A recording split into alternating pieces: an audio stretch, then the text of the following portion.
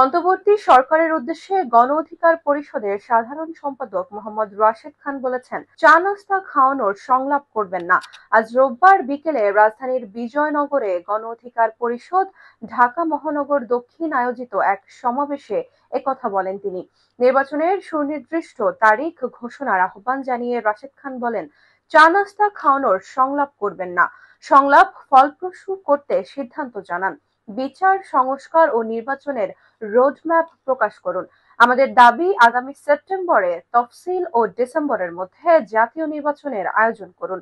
বিচার, সংস্কার ও নির্বাচন একে অপরের পরিপূরক। কোনোটার মুখোমুখি করে ধোঁয়াশা করবেন না। আগামীকাল সংলাপ থেকে নির্বাচনের তারিখ ঘোষণা করুন। জাতীয় পার্টির রাজনৈতিক কার্যক্রম নিষিদ্ধ।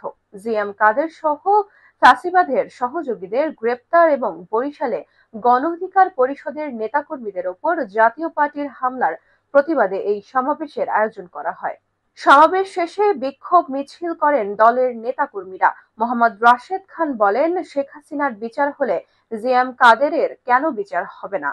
আওয়ামী লীগের মতো জাতীয় পার্টির সাংগঠনিক কার্যক্রম নিষিদ্ধ ও নিবন্ধন স্থগিত করতে হবে। ৪৮ ঘন্টার মধ্যে জিএম কাদেরকে গ্রেপ্তার করুন, অন্যথায় সারা দেশে আন্দোলন শুরু হবে।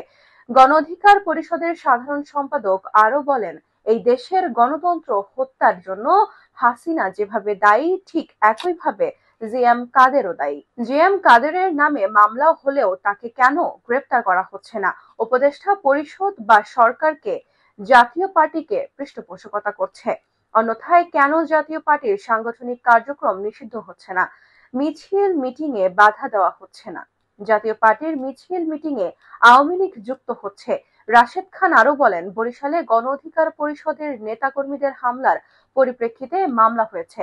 আগামী ২৪ ঘন্টার মধ্যে দোষীদের গ্রেপ্তার করুন, অন্যথায় ক্ষুব্ধ নেতাকর্মীদের আমরা থামাতে পারবো না। এর দায় দায়িত্ব কিন্তু আপনাদের নিতে হবে। গণ অধিকার পরিষদের মুখপাত্র ফারুক হাসান বলেন, জাতীয় পার্টি আওয়ামী লীগের অন্যতম প্রধান দোসর। সরকারের ৩ জন উপদেষ্টা আদিলুর রহমান, রেজওয়ান হাসান ও মাহফুজ আলম জাতীয় পার্টিকে টিকিয়ে রেখেছে। তারা আওয়ামী লীগকে জাতীয় পার্টির মাধ্যমে পুনঃপ্রতিষ্ঠা করতে চায়।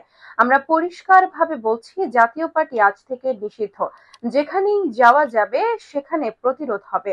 সমাবেশে আরো বক্তব্য দেন দলের উচ্চতর পরিষদের সদস্য হাসান আল মামুন, আবু হানিফ, ঢাকা মহানগর দক্ষিণের সভাপতি অ্যাডভোকেট নাজিম উদ্দিন, যুব অধিকার পরিষদের সভাপতি মনজুর মোর্শেদ মামুন প্রমুখ।